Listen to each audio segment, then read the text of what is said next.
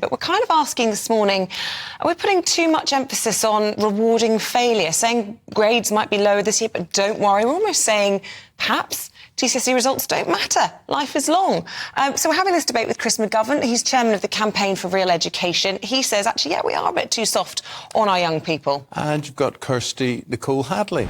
Kirsti's an inclusion consultant. And I reckon you don't think that, Kirsti, that we're being too hard on our young people. Good morning to both of you. Tell us more, Kirsti. Good morning. I think that there's a few things here. Personally, maybe controversially, I always say that you never want to peak at school. I think that academic attainment is absolutely not everything.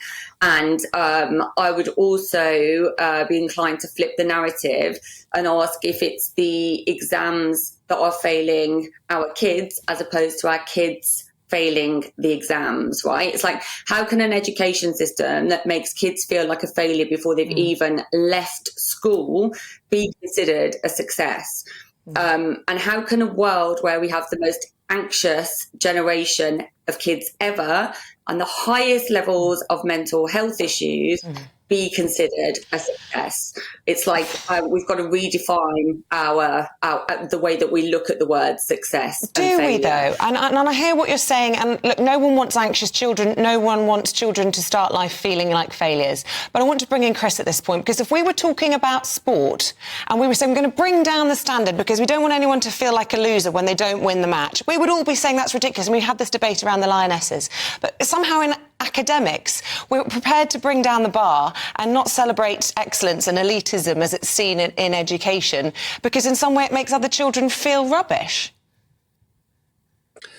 Right. I mean, actually, children, I've taught for 35 years, children like competition. You know, they like to excel and they respect their fellow pupils who do better than they do.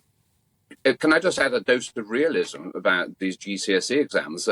Before the pandemic, that's so when it was back to normal, if you like, 15% got you a pass on the higher level mathematics paper, which most children took. So when we're talking about making life difficult for children with exams, we're not at all. 15% is really a certificate of incompetence. So we make life very easy for children. Children don't want to have lives made easy. They want a challenge. They'd be far happier if they were challenged and if we raised the bar and if we were a bit more honest about where they actually stand. Because children, yes, they want to be treated well, but most of all, they want the truth. They want to know where they stand. And if they're not doing well, they need to be told that. It's good for them, and they want that too, in most cases. So, Kirsti, do you think you're keeping the truth, however harsh that may be, away from youngsters by the proposals that you would have?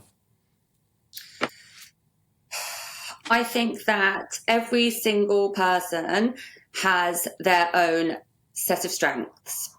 And I think that if you are not traditionally academically considered to be intelligent at school, then that can set you up for failure in life. I think it can really cause a lot of trauma. And I know for a fact, because it's the industry that I work in within inclusion and particularly for ADHD autistic humans, that the level of trauma that they experience from the current education system and the way that they don't fit into this very sort of rigid box is causing mental health problems for now and for the future. And if we don't change this, we are just like, we're looking at a societal mass issue in 10 years' time. It's so crazy. Like, it's good for the kids that are intelligent academically. Yeah, like classic academic intelligence. School is great for that right now. It's not great for anyone that does not conform to that sort of typical academic intelligence. Like that. I'd like to ask all of us here, what you took away from school that was good for you. To me, it was socialisation, and to me, Chris, it was a general education rather than anything specific. I mean, for instance, I would be a very good person to have on your Trivial Pursuit or your pub quiz team. I don't really know why, but I picked up stuff, particularly at primary school, I have to say, that stayed with me for life. And so a general education benefited me greatly in life is specific education. I wasn't really an expert in anything, and that's the way I suppose I went through my life, which I was. What do you say? What is that phrase? Master of Jack of all trades, master of none. That's me. Jack of all trades, master of none. What would you say, Chris?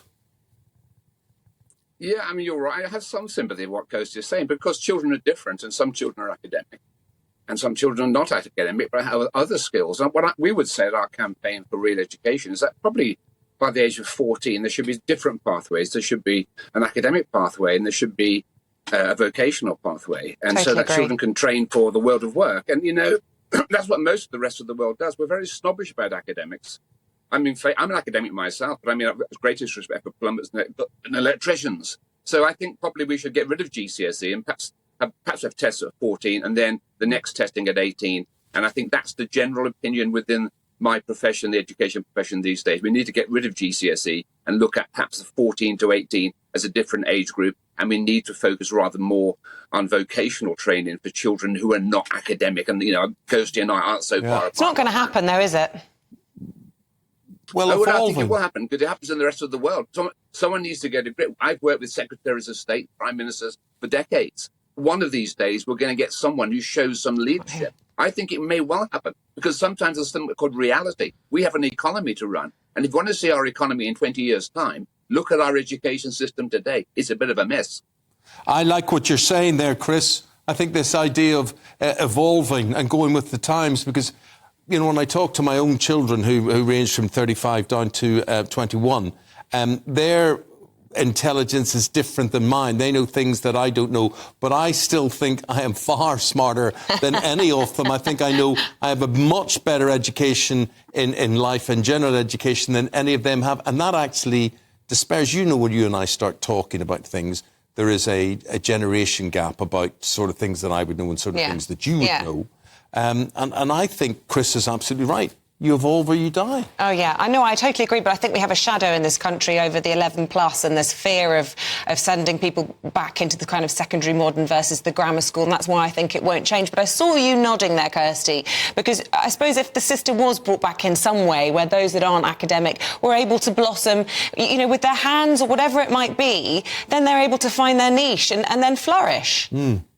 Yeah, because we should be setting the kids up for success instead of failure. And I think, actually what Chris is saying, that would definitely help. And with regards to, how we measure the success of both individuals and the country as a whole, I think that almost has to be rebranded and re-looked at, or at least we have to acknowledge that there are different types of success, because financial success, which is how we currently, I guess, measure the success of a country, like in the fiscal way, we also should be measuring the success of countries in how well our society is, not just a financial economy, a wellness economy, like a life well lived, happiness, contentment. Yeah. Scandinavian countries do very well in that. Oh my God, exactly. Yeah, there's so much that we could learn